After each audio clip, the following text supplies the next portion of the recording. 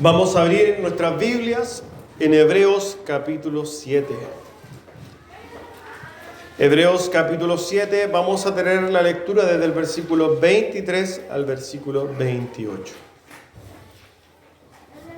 Hebreos capítulo 7, versículo 23 al versículo 28, dice así entonces la palabra de nuestro Señor.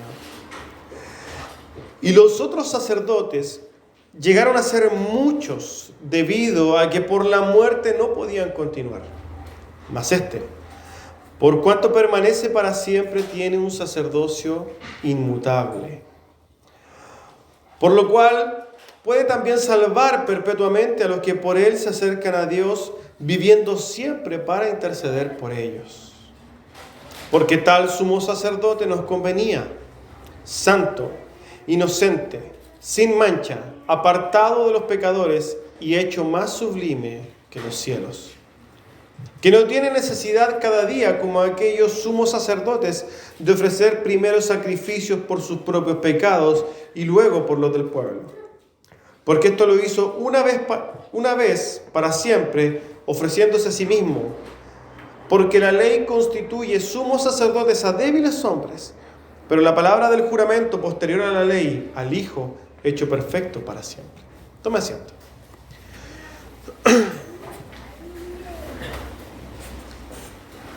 Nos encontramos un precioso fragmento de la Escritura hoy, el día de hoy. El sermón de hoy tiene por título Un sacerdocio eterno.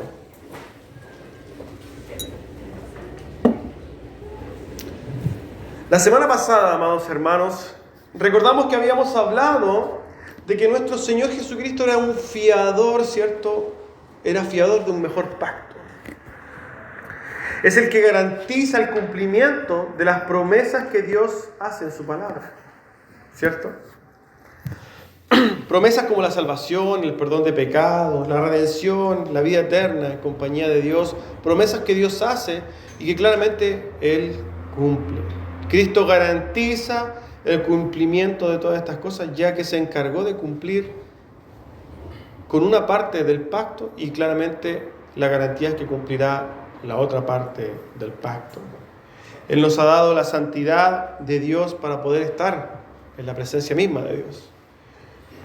Ahora bien, lo que vamos a encontrarnos ahora es la continuación, ¿cierto?, de lo que el autor está hablando en la segunda parte del capítulo 7. Vamos al texto. Dice el versículo 23 y 24. Y los otros sacerdotes llegaron a ser muchos debido a que por la muerte no podían continuar. Mas por cuanto permanece para siempre, tiene un sacerdocio inmutable. Es lo que dice el autor. Lo primero entonces que vemos es que el autor hace una comparación hablando de una realidad. Lo voy a explicar. Hace una comparación presentando una realidad. La realidad es que ciertamente en el sacerdocio levítico, ¿cierto?, en el sacerdocio aarónico, muchos fueron los sacerdotes. Cuando nosotros vemos las escrituras del Antiguo Testamento, vamos a encontrar muchos sumos sacerdotes. ¿Por qué? Porque tenían que ir siendo cambiados de tiempo en tiempo debido a una limitación que el hombre caído en sí tiene. Y esa limitación que el hombre caído tiene es la muerte. Como había un sumo sacerdote que se iba a morir, ¿qué tenía que ser? Reemplazado. Y por tanto, cuando nosotros vemos y podemos situarlo en 1000 años de sacerdocio, vamos a ver que pasaron en esa cantidad de tiempo una enorme cantidad de sumos sacerdotes. ¿Por qué? Porque nosotros estamos limitados a vivir, ¿cuánto? 70, 80, 100 años, como mucho. Entonces lo que dice el autor es que claramente en el sacerdocio de Aarón muchos fueron constituidos sumos sacerdotes porque tenían una limitación y esa limitación era la muerte. Es por eso que tenían que ser sustituidos, ¿cierto? Y claramente aquí viene la comparación. ¿Con qué comparamos esta situación? ¿Con qué comparamos el hecho de que los sacerdotes tenían que ser constantemente sustituidos por la muerte. Vamos a compararlo, y el autor lo va a comparar con Cristo. Una comparativa, ¿cierto? Respecto de Cristo dice, más a modo comparativo, más Jesús, por cuanto permanece para siempre, tiene un sacerdocio inmutable. Recordemos que ya el autor, no solamente en el capítulo 7, sino que anteriormente también lo ha dicho, que el Señor, el Padre, hace un juramento al pueblo de Israel y dice, juro que va a haber un sacerdote según el orden de Melquisedec, y será sacerdote para siempre. Un sacerdote. Lo que quiere mostrar de alguna manera el autor es una comparación que nos va a llevar a entender nuevamente la superioridad del sacerdocio de Cristo. Esto lo hemos hablado ya en bastantes sermones, porque el autor ha dado un énfasis muy importante a esto. Yo no sé si ustedes recuerdan, al final del capítulo 5, le dice a los hebreos que de alguna manera estaba un poco frustrado con los oyentes hebreos. ¿Por qué? Porque no entendían. Teniendo que ser ya maestros, es necesario que les dé leche. ¿Por qué? Porque tenía la intención de hablarle muchas cosas del sacerdocio, pero no iban a entender. Entonces, ¿qué hace? Empieza a hacer una tremenda exposición respecto del sacerdocio de Cristo. Y es lo que hemos encontrado en los 2 últimos capítulos, hasta el día de hoy. Seguimos hablando del sacerdocio de Cristo. Tiene que explicarlo profundamente para que la gente entienda. Jesús, en su eternidad y en su oficio, es eterno. Y por tanto, no tiene la necesidad de estar siendo suplido ni reemplazado. Vemos una comparativa clara. Por un lado tenemos a sacerdotes que necesitan ser cambiados, y por un lado tenemos a un sacerdote eterno. ¿Cuál es superior? Claramente Jesucristo, el sacerdocio de Jesucristo. Eso es lo que quiere enfatizar el autor. El sacerdocio de Cristo es superior. Y quizás solamente viendo este pasaje, hermanos, podríamos hacer una comparativa de los sacerdocios según el orden de Leví o de Aarón, como usted quiera entenderlo, o el sacerdocio según el orden de Melquisedec en Cristo. Por ejemplo, en este pasaje encontramos diferencias. El sacerdocio de Aarón está constituido por muchos, como lo ha dicho el autor, pero el de Cristo solamente por uno y eterno. El sacerdocio arónico está limitado por la muerte, pero Cristo venció a la muerte. Una diferencia sustancial. El sacerdocio arónico es terrenal, se hacía acá en la tierra, pero el sacerdocio de Cristo es celestial. El sacerdocio arónico es pasajero, y ya vemos que terminó, ¿cierto? Pero el sacerdocio de Cristo es eterno. El sacerdocio arónico es mutable en virtud de que tenía que ir cambiando, ¿cierto?, a los sacerdotes. Pero, como dice el autor, el sacerdocio de Cristo es inmutable, porque Cristo es inmutable. Y su sacerdocio y su oficio es inmutable. Este sacerdocio de Jesucristo es eterno. Y por tanto, esto trae implicancias prácticas para observar la obra sacerdotal y cómo nosotros nos relacionamos, cómo entendemos dentro de nuestra profesión cristiana el hecho de tener un sumo sacerdote eterno, ¿cierto? Y estas implicancias, el mismo autor va a empezar a hablar de ellas, o nos va a decir algo respecto de que tenemos que entender, ¿cierto?, al momento de pensar, de meditar en el sacerdocio eterno de Cristo. Dice el versículo 25, por lo cual puede también salvar perpetuamente a los que por él se acercan a Dios, viviendo para siempre para interceder por ellos. En razón de la eternidad del sacerdocio de Cristo, ¿cierto?, el autor ha dicho que su sacerdocio es incorruptible, inmutable, ¿cierto?, incambiable. Ya sabemos que nadie puede terminar el oficio sacerdotal de Cristo. Nunca va a cambiar. Es eterno. La muerte ha sido conquistada por Cristo. Cristo venció la muerte y por tanto no hay un límite para su sacerdocio. Cristo no está limitado por su muerte al sacerdocio porque no va a morir. Murió una vez y resucitó para siempre. Adicionalmente habíamos dicho y hemos visto que el Padre jura que el Hijo servirá como sacerdote para siempre según el orden de Melquisedec. Hay un juramento donde establece su palabra, la cual tenemos que creer, que Jesucristo efectivamente eternamente será sacerdote. Por tanto, y entendiendo que Cristo como sacerdote es el puente entre los hombres y Dios, el autor nos dirá que Cristo puede salvar perpetuamente, eternamente a los que se acercan por medio de Él al Padre. Y esto claramente va en perfecta armonía con las palabras que Jesucristo mismo dijo cuando estuvo en la tierra.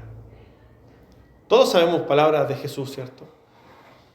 Quizás una de las palabras más repetidas de las que dijo Jesús es que es el camino, la verdad, ¿cierto? Y la vida.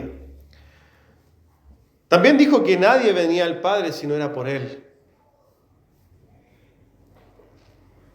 Dijo que el que creía en Él sería salvado, pero el que no creía sería condenado. Y así una serie de frases o palabras, sentencias que decían, no hay otra forma de salvarse que no sea por mí. Y es lo mismo que está diciendo el autor. Este sumo sacerdote es el único capaz de salvar perpetuamente a los que por medio de él se acercan a Dios. Esa es su labor. Son palabras preciosas que el autor claramente de Hebreo está diciendo, que de alguna manera observan las palabras de Jesús, pero de una perspectiva desde el sacerdocio. En su eternidad no hay un tiempo que marque una diferencia, no importa el siglo en que el hombre se acerque a Dios, ya sea en la iglesia primitiva, hoy día o en el Antiguo Testamento, eternamente, en todo tiempo, Dios es capaz, Jesucristo es capaz de interceder, de ser el puente entre el hombre y Dios. Y es el único puente. Por tanto, si entendemos que Abraham se salvó por el mismo puente que nosotros. Ese puente es Cristo, ¿cierto? Y no solamente salva a los hombres, y esto también es algo que el autor manifiesta en este versículo. No solamente salva a los hombres, hermanos, sino que le intercede por nosotros sin cesar. Él ruega continuamente a favor de los que se acercan al Padre por medio de Él. Él intercede por nosotros, incluso para darnos entrada, ¿cierto? Cuando nosotros entramos en oración. Jesucristo es el intercesor. Su labor sacerdotal, que estamos hablando de Jesucristo como sacerdote, también es una labor, digamos, de intermediaria, de intercesión, de estar orando al Padre por nosotros, como dice Romanos 8. ¿Quién es el que condenará? Cristo es el que murió, más aún el que también resucitó, el que además está a la diestra de Dios y el que también intercede por nosotros. El autor, hablando de esta intercesión, ¿cierto? Podemos pensar que también está pensando en darle un aliento a los hebreos que estaban, ya sabemos, pasando por una dificultad, un momento difícil. Y quizás todos pasamos cosas difíciles. Todos tenemos nuestras pruebas. Cada uno de los que está aquí tiene una prueba diferente, ya sea tentación, ya sea dolor, debilidad. Pero ahí está el Señor Jesucristo intercediendo por nosotros día a día. Él se pone a la brecha por nosotros, hermanos, intercediendo eternamente. Jesucristo es el que ruega por nosotros, ¿cierto?, al Padre, para que Él nos provea todas las cosas que necesitamos. El perdón de los pecados, ya sea en la vida o en el desarrollo de nuestra fe, cuando pedimos fortaleza, ¿cierto?, para enfrentar alguna prueba, cuando pedimos fortaleza para poder soportar ciertos dolores, ciertas frustraciones, cuando quizás no sabemos qué hacer y necesitamos del consuelo y de la paz de Dios. Todas esas cosas provienen de una labor de intercesión que nuestro Señor Jesucristo hace día a día por nosotros. Sabemos que Dios es el que sustenta todas las cosas y las provee ciertamente, también entendiendo que Cristo es el que intercede por nosotros. Dios oye nuestras oraciones, el Padre, por la intercesión del Hijo. Cuando nosotros oramos decimos en el nombre de Jesús, porque es nuestro puente. Dios nos ha perdonado porque Cristo, ¿cierto? Consumó, ¿cierto?, lo que el Padre había planeado. Cristo se subió a la cruz y por tanto ganó nuestro perdón. Dios nos ha redimido porque Cristo pagó. Así es. Dios nos glorificará porque Cristo lo garantiza. Dios nos llevará al cielo porque Cristo nos hizo justicia en Él. Dios, ¿cierto?, hablando del Padre, es el que de alguna manera hace las cosas porque Cristo ya hizo otras. Y eso tenemos que tenerlo muy claro. Muy claro. ¿Por qué?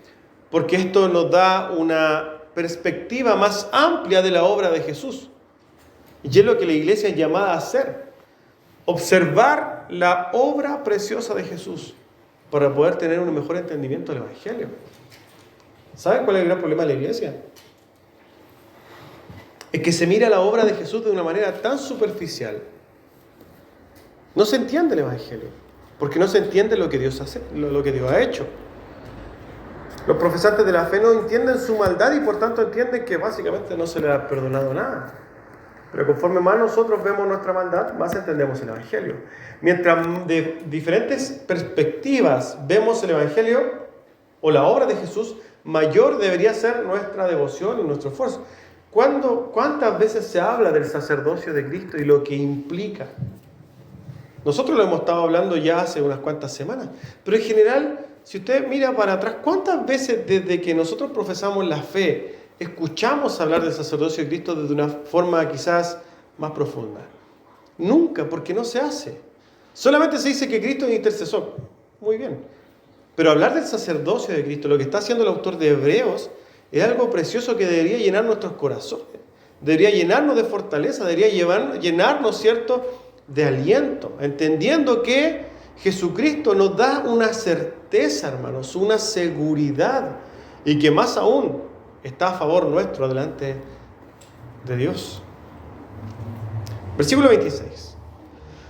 Porque tal sumo sacerdote nos convenía, dice, santo, inocente, sin mancha, apartado de los pecadores y hecho más sublime que los cielos. El autor ha llegado, ¿cierto?, en este momento a hacer una descripción de Cristo.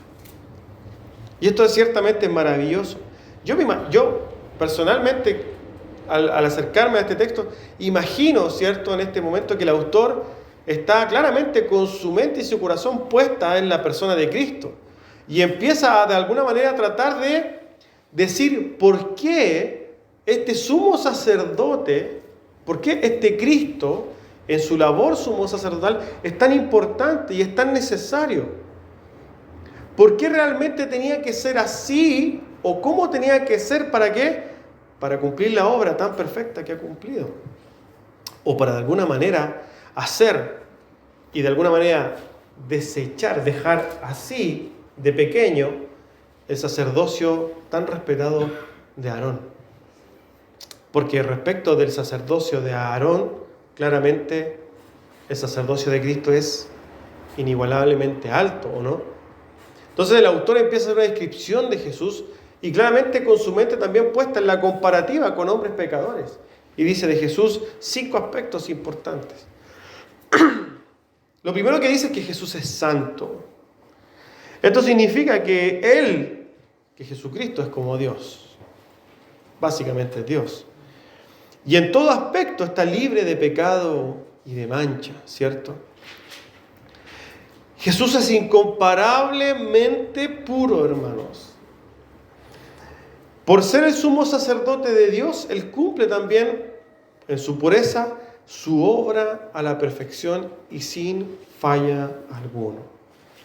Claramente cuando nosotros vemos y hablamos de la santidad, entendemos que la santidad es un concepto muy complejo y muy amplio.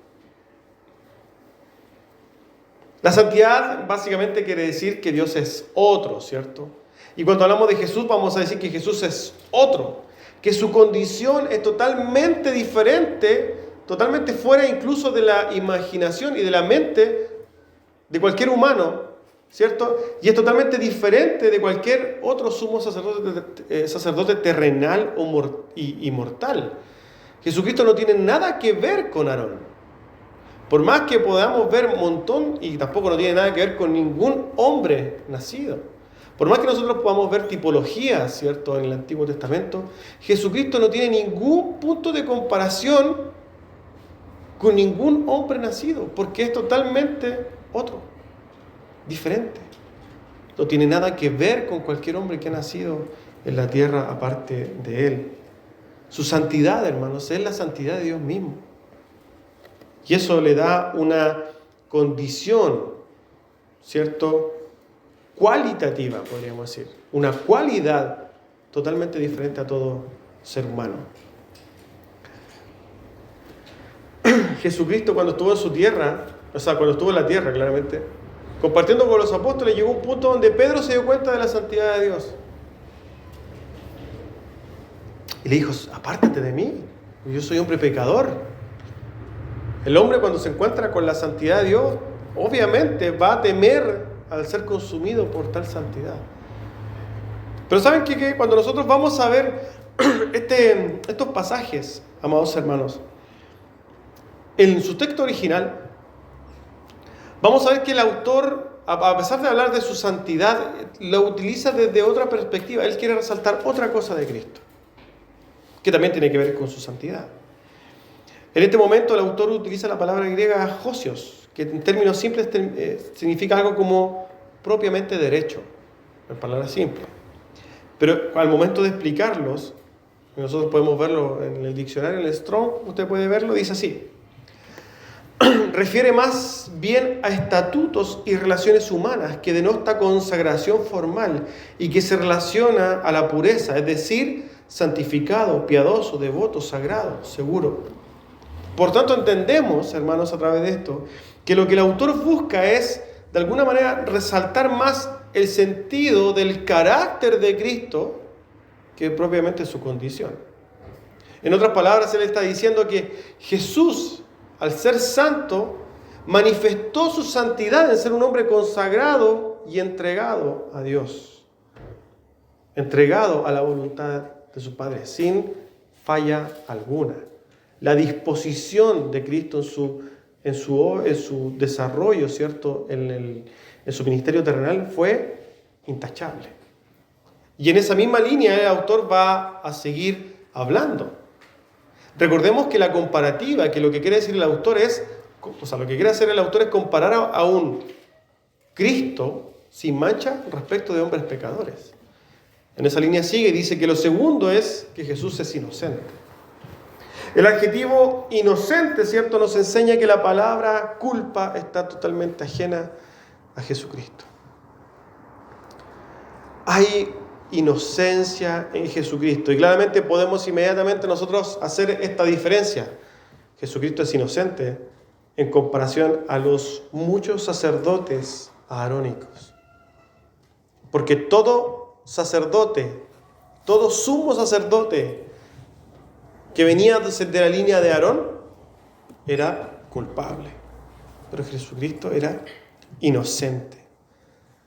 Los sumos sacerdotes, y quizá la gran mayoría de ustedes sabe, cuando iba a hacer en el día de la expiación, ¿cierto?, el sacrificio por los pecados del pueblo, primero que tenía que hacer un sacrificio por sus propios pecados. ¿Por qué? Porque era culpable.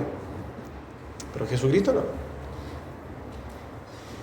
Jesucristo no necesitaba esto, porque como dice 2 Corintios, al que no conoció pecado. Jesucristo no conoció pecado, y como Cristo vivió una vida sin pecado, por defecto claramente, Cristo no tiene culpa. Cristo pagó una culpa en la cruz que no era suya, hermanos. Cristo pagó en la cruz una culpa que era suya y mía. Nuestra culpa fue la que Cristo pagó en el Calvario. Y ese es el corazón del Evangelio, la doble imputación. Cristo imputa a nosotros su santidad, su perfección, su inocencia, ¿cierto? Y a su vez se imputa a sí mismo nuestra culpabilidad, nuestros pecados, nuestras transgresiones. Por eso es que hoy día cantamos, ¿cierto?, al Cordero Gloria.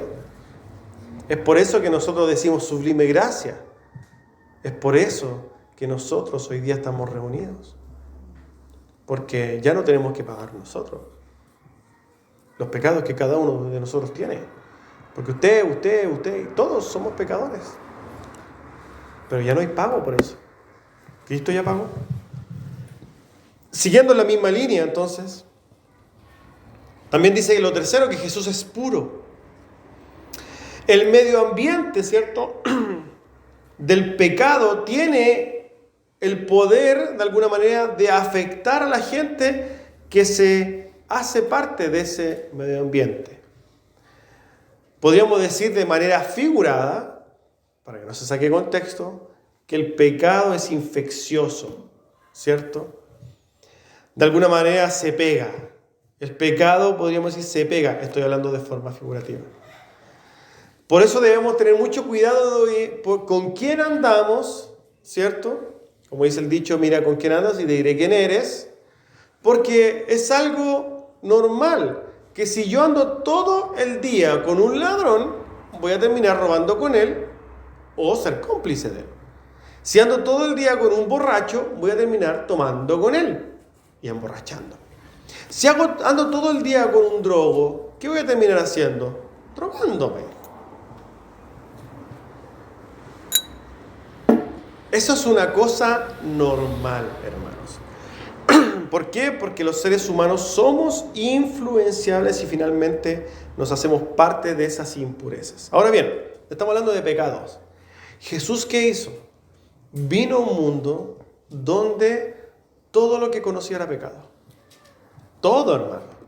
Y no estamos hablando solamente de borracheras, de prostitutas, de todo lo que conocía era pecado, hermanos.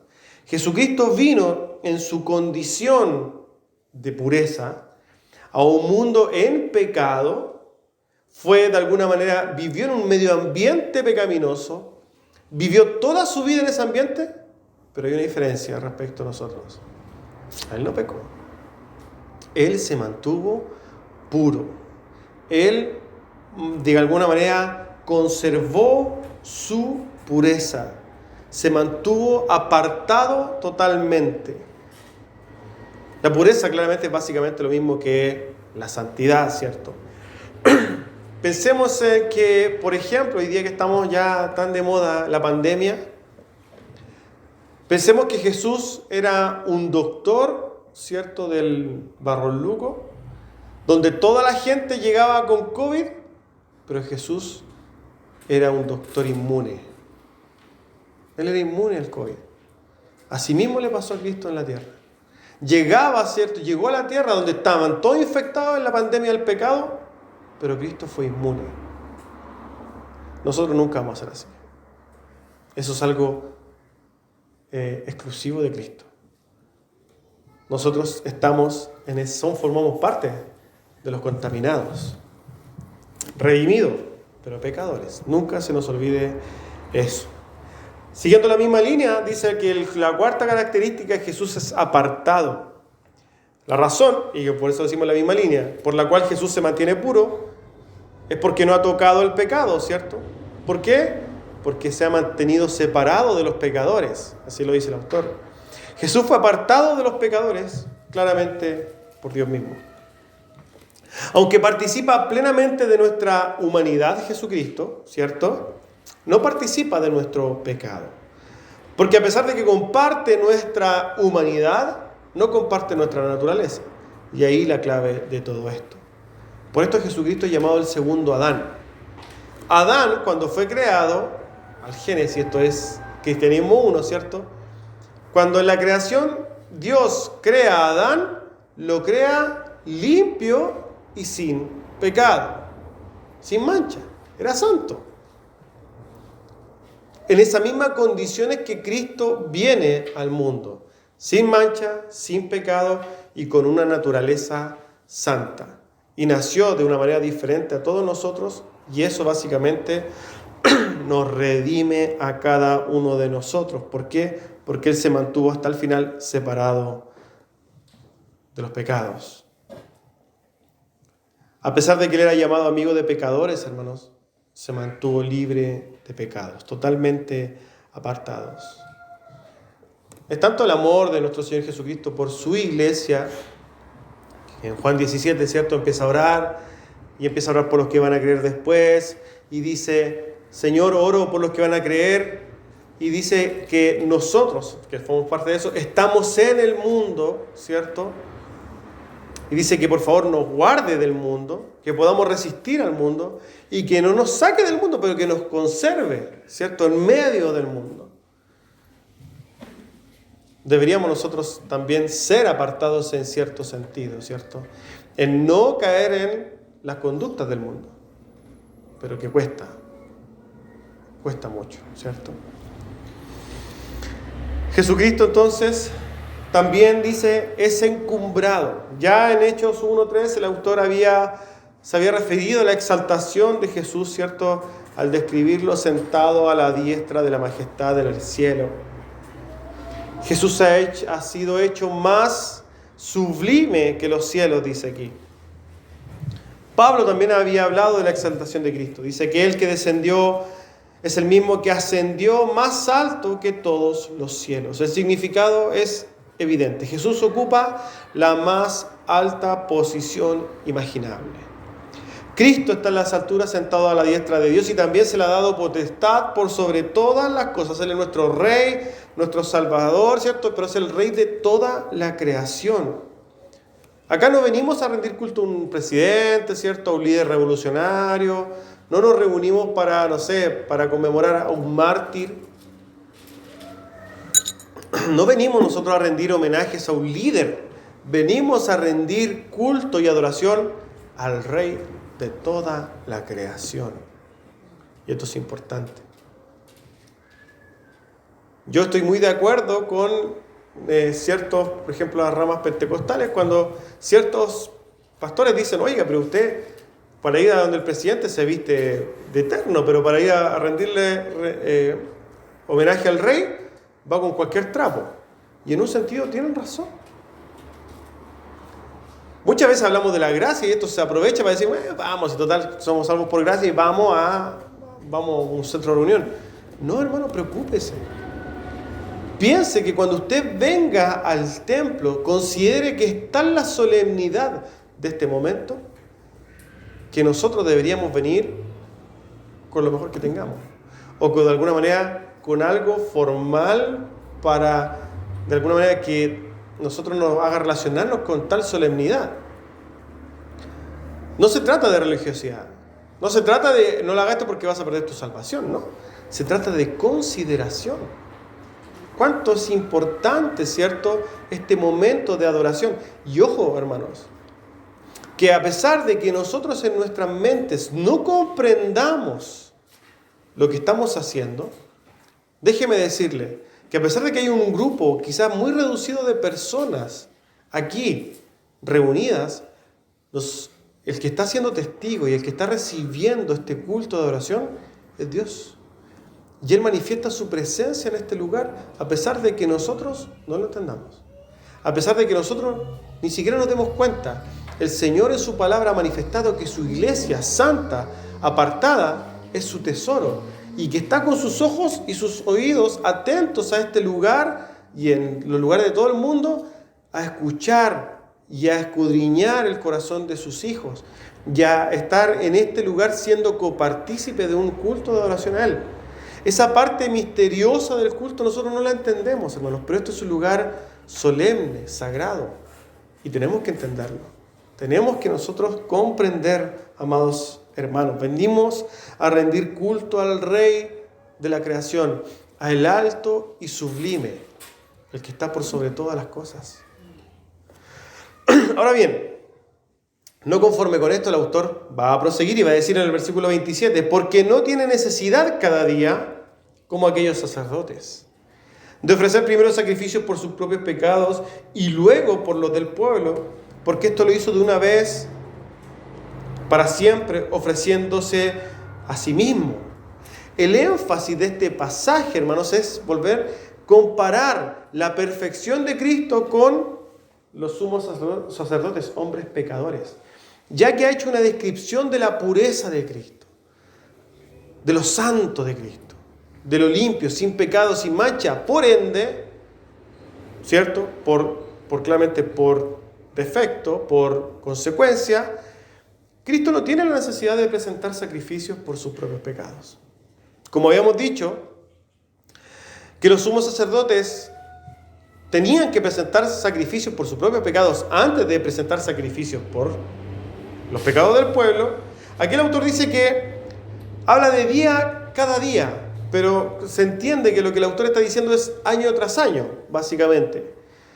Para los oyentes, ¿cierto? Para los que lectores de la Escritura saben, ¿cierto?, que los sumos sacerdotes una vez al año se iban a hacer este día de la expiación. Aquí el autor dice que no tiene necesidad cada día, y entendemos entonces, por tanto, que está diciendo, Cristo no tiene la necesidad de ir, ¿cierto?, una vez al año a hacer expiación. Los sumos sacerdotes hacían eso, pero Cristo no. ¿Por qué? Porque a diferencia de esto, Cristo no tuvo que ofrecer sacrificios por sí mismo, y a la vez, al momento de hacer sacrificios por los pecados del pueblo, tampoco tenía que hacerlo una vez al año. Los sumos sacerdotes una vez al año, todos los años el día de la expiación. Pero eso era solamente sombra de lo que había de venir. Porque cuando Cristo presenta el sacrificio, lo hace una vez y para siempre. Ya no hay necesidad de más sacrificios.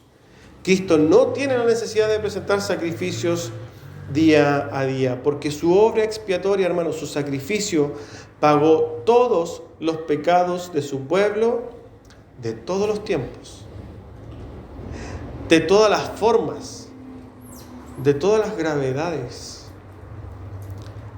pasadas, presentes y futuros. Pagó todas las expresiones del pecado.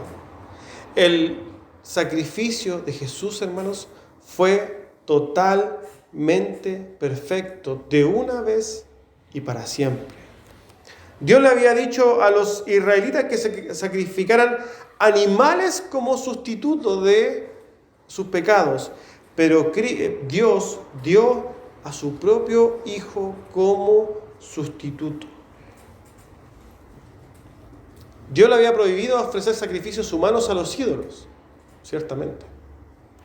Pero Dios, el Padre, dio a su Hijo como sacrificio por los pecados de forma eterna. Y Cristo murió voluntariamente en la cruz y por su muerte presentó el sacrificio eterno por nosotros. Una sola vez. El autor deja claro que el sacerdocio según el orden de Aarón, en comparativa con el de Jesucristo, no tiene nada que hacer, no sirve de nada. El sacerdocio de Jesucristo, según el orden de Melquisedec, es eterno y totalmente superior. Y lo dice así en el versículo 28. Porque la ley constituye sumos sacerdotes débiles, a débiles hombres, pero la palabra del juramento posterior a la ley, al Hijo, hecho perfecto para siempre. Podemos ver que el autor está enterrando de una vez y para siempre el sacerdocio levítico. El sacerdocio de Aarón fue sepultado. Recordamos. Habíamos dado el ejemplo a través de la llave, ¿cierto? Si yo tengo una llave hermana en el lavamanos y me traigo una nueva que está buena, ya la otra no sirve. ¿Para qué la voy a traer? ¿La voy a poner al lado? Si no sirve. El sacerdocio de Cristo es totalmente superior al sacerdocio levítico. No hay punto de comparación. El primero, el sacerdocio, levítico, está constituido porque la ley constituía a hombres débiles, claramente también mortales, Pero la palabra débiles no significa que estos hombres tenían poca fuerza, que se enfermaban con regularidad.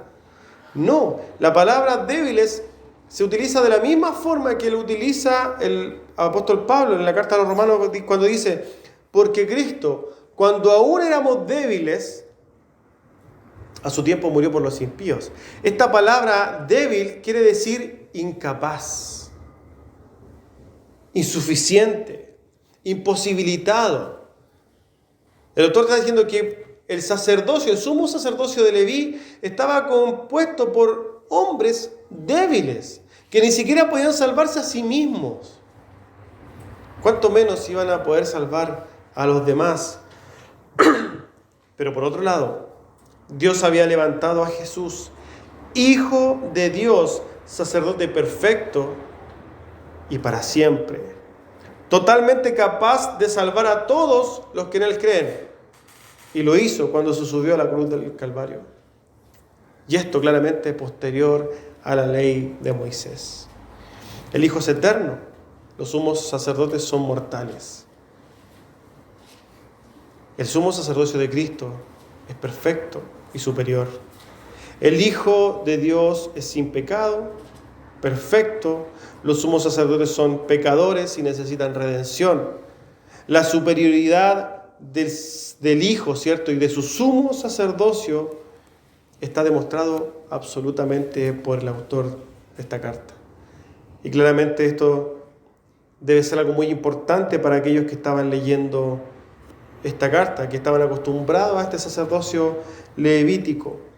Y hace este hincapié, recordamos que, hermanos, que no era llegar y hablar del sumo sacerdocio ni de la ley en este sentido para hebreos, porque era algo importante. Pero el autor va a enseñar algo aquí sumamente importante y práctico para poder entenderlo. Dice, una ley se puede derogar. Y esto ya también lo hemos conversado anteriormente. Una ley se puede derogar, pero un juramento no. Y Dios no se conformó con hacer una ley, porque sabía que se podía derogar. Cuando habló del sumo sacerdocio de Cristo, impuso juramento. Y esa es la palabra de nuestro Dios. Por tanto, hermanos, no hay punto de comparación. Lo nuevo reemplaza a lo viejo. Lo nuevo es inigualablemente mejor a lo viejo que ya reemplazó. Lo sustituye, lo abroga. Ya no se necesita lo anterior. Hablando del sacerdocio arónico, no se necesita porque podemos confiar en lo que es nuevo hecho por este sumo sacerdote según el orden de Melquisedec, eterno y perfecto. Por tanto, hermanos, y a modo quizás de conclusión, debemos descansar. Debemos vivir confiadamente para la gloria de Dios. Ciertamente pecaremos en el camino, cada uno de nosotros. Le fallaremos a Dios. Y lo hacemos constantemente. Pero no debemos desmayar. Porque tenemos a alguien que está a la brecha. Tenemos un intercesor que no solamente nos ha salvado, sino que intercede día a día por nosotros. Y es el aliento para que no desmayemos en nuestra profesión de fe. Ese sumo sacerdote que está en los cielos, hermanos. Un sacerdote precioso y amoroso que nos cuida, nos alienta, se pone a la brecha por nosotros y que ya ha ganado el perdón por nuestras culpas, incluso por las que vamos a cometer. Ahora solo queda adorarlo, hermanos, exaltándolo. Queda conocerlo, queda servirle, queda adorarlo en palabra y en obra. Y que cada vez, tenemos que entender, que cada vez que estemos en pruebas, en debilidades y aflicción, tenemos que comprender que podemos ir al trono de gracia y tomar de ahí el oportuno socorro, porque Dios está atento a nosotros. Amén. Vamos a orar, hermanos, para concluir el día de hoy.